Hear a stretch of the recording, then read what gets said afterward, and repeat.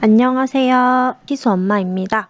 희수가 특교자로 내년에 유치원에 가게 돼서 특교자 지원 중 하나인 언어 수업 지원을 위한 언어 검사를 받고 왔어요. 희수는 4살에 통합 어린이집, 5살에 전담 어린이집, 6살엔 특교자로 유치원을 가게 됐는데요. 발달 지원 카페에도 생각보다 이런 어린이집이나 유치원에 대해서는 늦게 접하는 분들이 많아서 이렇게 이거에 대한 영상을 찍게 됐습니다. 일단 통합이나 전담 어린이집을 대기하는데 장애 보육료 전환이 필요하기 때문에 지연이나 자폐로 나와도 선뜻 관심을 갖기가 굉장히 어려워요. 막상 저도 보내긴 했지만 어린이집에서 쫓겨나듯이 그렇게 퇴소를 당하지 않았다면 아마 일본 어린이집을 눈치를 계속 보고 마음을 졸이더라도 보냈을 것 같아요. 그런데 진짜 우리 아이의 속도가 남들하고 조금 다르다면 치료나 센터도 정말 중요하지만 어린이집을 옮기는 게 저는 가장 중요하다고 생각이 되더라고요. 그리고 장애보육료 전환이라는 게 사실 애들한테는 장애 판정이 섣불리 내려지지 않기 때문에 장애 판정을 받지 않아도 가능하거든요. 의사소견서나 진단서를 가지고 동사무소에 방문해서 장애보육료 전환으로 변경을 하면 되는 그런 간단한 절차라서 막연히 장애라는 말에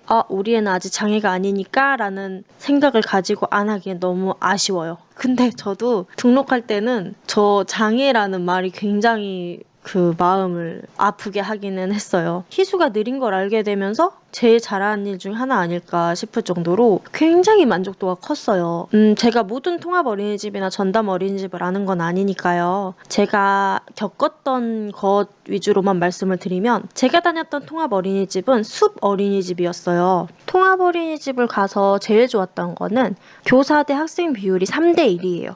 학생이 3명 그리고 선생님이 1명. 심지어 숲 어린이집은 숲을 매일매일 갔기 때문에 자연 감통 효과까지 있었어요. 제가 다녔던 통합 어린이집은 원내 치료도 있어서 주 2회 언어, 2회 감통을 들을 수 있었고요. 그러다 보니까 센터비도 하고 있는 횟수에 비하면 굉장히 저렴해서 경제적인 부분도 엄청 도움이 됐습니다. 그렇게 만족도가 크긴 했지만 그때 당시엔 주말 부부였고 시간이 갈수록 그렇게 좋은 시스템으로도 희수가 전혀 나아지는 게 없어서 우울증이 심해지는 시기였어요. 남편이 그래서 같이 살자고 했고 남편이 있는 지방으로 오게 되면서 다시 통합과 전담 어린이집에 대해 알아봤어요. 근데 5세 반은 일반 어린이들 기준 한 반이 15대1이었고 통합으로 가서 3대1의 케어를 받는다고 한들 3대1의 아이 한 반과 15대1의 일반 아이 한 반이 같은 교실을 쓰기 때문에 18명의 학생과 2명의 선생님으로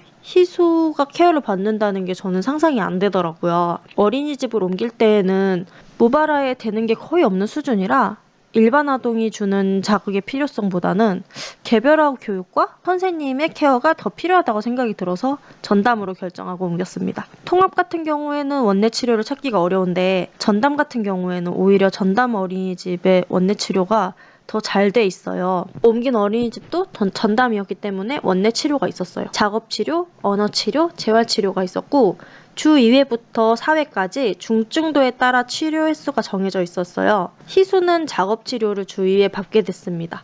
소근육이 굉장히 약해서 이게 제일 필요하다고 선생님들께서 생각을 하셨나 봐요. 그 4살 때도 5살 때도 제 목표는 배변 훈련이었고 전담에서 개월수도 차고 그랬었는지 몰라도 굉장히 수월하게 배변 훈련을 마쳤어요. 그리고 말도 트여서 여전히 대화는 잘 안 되지만 적어도 자기가 요구하는 건 말로 표현하기 시작하거든요. 그래서 이번엔 유치원 특교자로 지원을 하게 됐고 내년부터 유치원에 들어가게 됐어요. 특교자는 또 어린이집 지원이랑 조금 다른데요. 교육청 소관이기 때문에 특교자로 들어가길 원하면 각 지역 특수교육지원센터에 특교자 모집 공고가 올라오면 전화로 상담을 하고 면접 시간을 잡아줘요. 저희 지역 같은 경우는 가서 특교청 자체에서 발달 검사하고 한 달 뒤에 특교자 선정 문자를 받았어요. 이건 지역마다 조금씩 다른 부분이 있어서 각 지역마다 특교청이 있으니까 문의를 해보시면 더 정확한 정보를 얻을 수 있어요.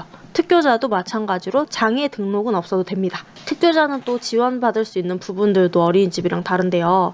거리가 멀어서 자차 등원을 해야 하면 차비 지원을 해주고 방과 후 수업이 안 되는 경우에는 방과 후 지원비로 12만 원 지원을 해주고 주 1회 유치원에 와서 해주는 순회 언어 치료나 혹은 순회 치료를 선택하지 않는 경우에는 9만 원을 또 월에 지원을 해줘요. 이 치료 지원 때문에 오늘 특교청을 방문해서 한 번 더 검사를 받은 거예요. 언어 검사를 받았죠. 그러니까 자폐나 발달 지원이라고 말을 들으면 처음엔 당연히 몇 달 안에 괜찮아질 거라고 생각을 해서 센터부터 생각을 하지 어린이집 생각은 잘 못하실 거예요. 그런데 정말 언어만 느린 경우라면 보통 센터 두세 달로도 훅 차도를 보이는 경우가 대부분이고요. 일반 어린이집에서 아무리 신경을 써주신다 한들 말로 요구하는 많은 아이들 사이에서 조금 느린 우리 아이가 관심을 받기에는 한계가 있을 거라고 생각을 해요. 그리고 또 선생님들도 일반 아이들은 굉장히 노하우가 있겠지만 자폐나 발달 지원에 관해서는 어려운 부분이 있을 거라고 생각을 해요. 아무리 열심히 하신다고 해도. 우리가 다 크고 나서 어린이집이나 유치원까지는 물어보지 않잖아요. 장애 진단을 받지 않아도 되니까 기록에 남을 일도 없을 거고요. 전 그렇게 생각을 해서 얼른 아이가 양질의 케어를 받고 훅 올라오는 게 훨씬 좋은 선택이라고 생각을 해요. 실제로 너무너무 많은 도움을 받았어요, 선생님들한테. 그리고 지금 저의 목표가 일반 학교 도움반이기 때문에 7살 때까지는 세세한 케어를 받으면서 희수가 할 수 있는 최대치를 끌어주기 위해서는 특교자가 맞다고 생각을 했어요. 제 선택이 누군가한테는 무조건적인 정답은 아니겠죠. 그렇지만 어떤 사람에게는 도움이 되길 바라면서 이렇게 영상을 찍었습니다. 오늘도 영상을 시청해주셔서 감사합니다. 그럼 안녕.